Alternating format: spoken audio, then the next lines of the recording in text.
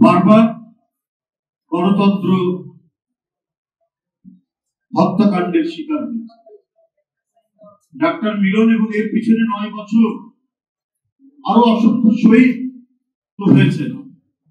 ঢাকা বিশ্ববিদ্যালয় থেকে শুরু হয়ে যে দাবরত ছড়িয়ে পড়েছিল সারা দেশের বিভিন্ন শিক্ষা প্রতিষ্ঠান এবং শহরে নগরে, সেলিম, দেলোয়ার, তাজুল, দীপন সাহা, শাহজাহান, সিরাজ, জগলু, জিহাদ, তারা প্রত্যেকেই জীবন দিয়েছেন গণতন্ত্র ফেরানোর, মত প্রকাশের স্বাধীনতা ফেরানোর, কথা বলার স্বাধীনতার জন্য এবং অবাধ এবং সুষ্ঠু নির্বাচন নিশ্চিত করার। আমরা সেইটির জন্য কিন্তু আগে লড়াই করছি। বোঝার ব্যাপার লাগে, হাসিও হয়। সেই দলেরই একজন নেতা কদিন আগে মত প্রকাশের সংকোচনের কথা বললেন, যে এখন মত প্রকাশের স্বাধীনতা নেই। জাতীয় পার্টির প্রধান নেতা তিনি এই কথা বললেন, পরিবেশ নেই। আমাদের দেশে যে প্রবাদ আছে, ভূতের মুখে রাম নাম শুনতে অবাক হওয়ার কথা।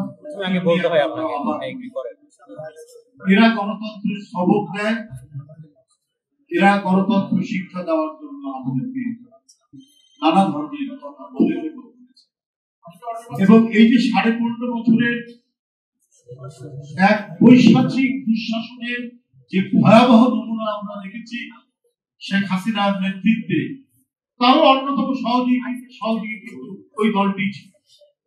ওই দলটি সে সহযোগী ভূমিকা পালন করেছে। এখন তারা আবার গণতন্ত্রের পক্ষে শপথ নিচ্ছে, অথচ তাদের যে কোনো একটি ভূমিকা শেখ হাসিনাকে হয়তো এতদিন রাষ্ট্র ক্ষমতায় রাখা প্রলম্বিত করতে। বারবার তারা গিয়ে আঘাত করেছেন হাসিনার সাথে, এবং আঘাত করতে গিয়ে নানাভাবে প্রলম্বিত হয়েছে। এত ছাত্র, এত তরুণ, এত শ্রমিক তাদের আত্মদান কিভাবে করেছেন, যে উৎসর্গ করেছেন জীবন, এত এত এত অমূল্য সম্পদের বিনিময়ে, নিজের জীবনের বিনিময়ে 5ই আগস্টে আমরা যে পতন ঘটাতে সক্ষম হলো এই জাতি,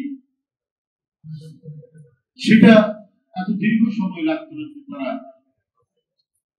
বারবার যদি বিক্রি এক কথা বলে নির্বাচনের আগে, জাস্ট নির্বাচনের প্রাক্কালে গিয়ে আরেক ধরনের এই ধরনের ভণ্ডামি, মিথ্যাচারিতা, অঙ্গীকারহীনতা, এই দিয়েই আজকে রাষ্ট্র পরিচালনা হয়েছে দীর্ঘ সময় হাসিনার নেতৃত্বে, হুসেইন মাহমুদের